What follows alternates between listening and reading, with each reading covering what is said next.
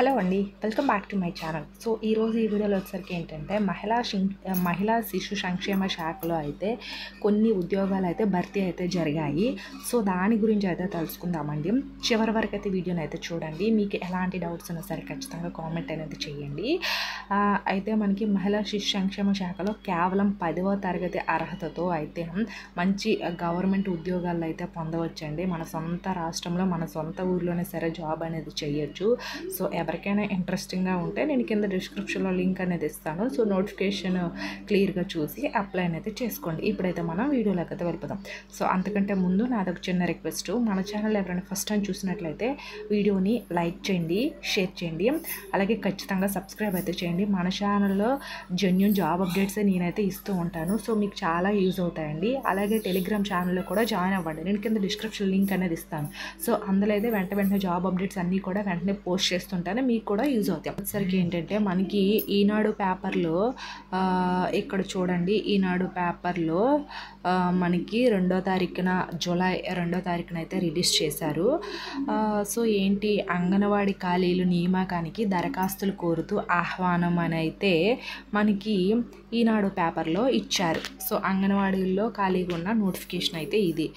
అయితే మనకి చిత్తూరు జిల్లాలోని చూడండి, చిత్తూరు జిల్లా పంచాయతీ న్యూస్ టుడే ఇది. అయితే జిల్లాలోని అంగన్వాడీ కేంద్రాల్లో ఖాళీగా నియామకానికి దరఖాస్తులు ఆహ్వానిస్తున్నట్టు ఐసిడిఎస్ పీడి నాగశైలజ సోమవారం ఒక ప్రకటనలో పేర్కొన్నారు. 11 అంగన్వాడీ కార్యకర్తల పోస్టులు, 18 మినీ అంగన్వాడీ కార్యకర్తల పోస్టులు, 58 సహాయక పోస్టులు, మొత్తం 87 పోస్టులు భర్తీ చేసేందుకు కలెక్టర్ ఆమోదం తెలిపినట్లు స్పష్టమైతే చేశారు.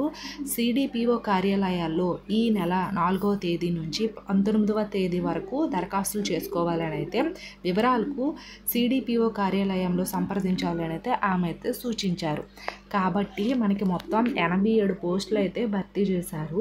సో మనకి ఏంటంటే ఈ నెల అంటే జూలై 4వ తేదీ నుంచి 19వ తేదీలోగా ఎప్పుడైనా సరే దరఖాస్తులను అయితే చేసుకోవాలి. సో మీకు ఈ దరఖాస్తులు చేసుకోవడానికి ఎలాంటి డౌట్స్ ఉన్నా సరే సిడిపిఓ కార్యాలయంలో అయితే సంప్రదించాలని అయితే ఆమె అయితే కోరుతున్నారు. సో ఇది అండి. ఎవరైనా ఇంట్రెస్టింగ్గా ఉంటే అప్లై చేసుకోవాలంటే కింద డిస్క్రిప్షన్ లింక్ ఉంది, అక్కడి నుంచి అయితే వెంటనే అప్లై అనేది చేసుకోండి. ఐ హోప్ ఈ వీడియో మీకు ఇన్ఫర్మేటివ్గా ఉంటే ఖచ్చితంగా వీడియోని లైక్ చేసి షేర్ చేసి సబ్స్క్రైబ్ కూడా చేసుకోండి. ఆ చిన్న సపోర్ట్ మన ఛానల్కి ఇస్తారని కోరుకుంటున్నాను. Thanks for the watching this video.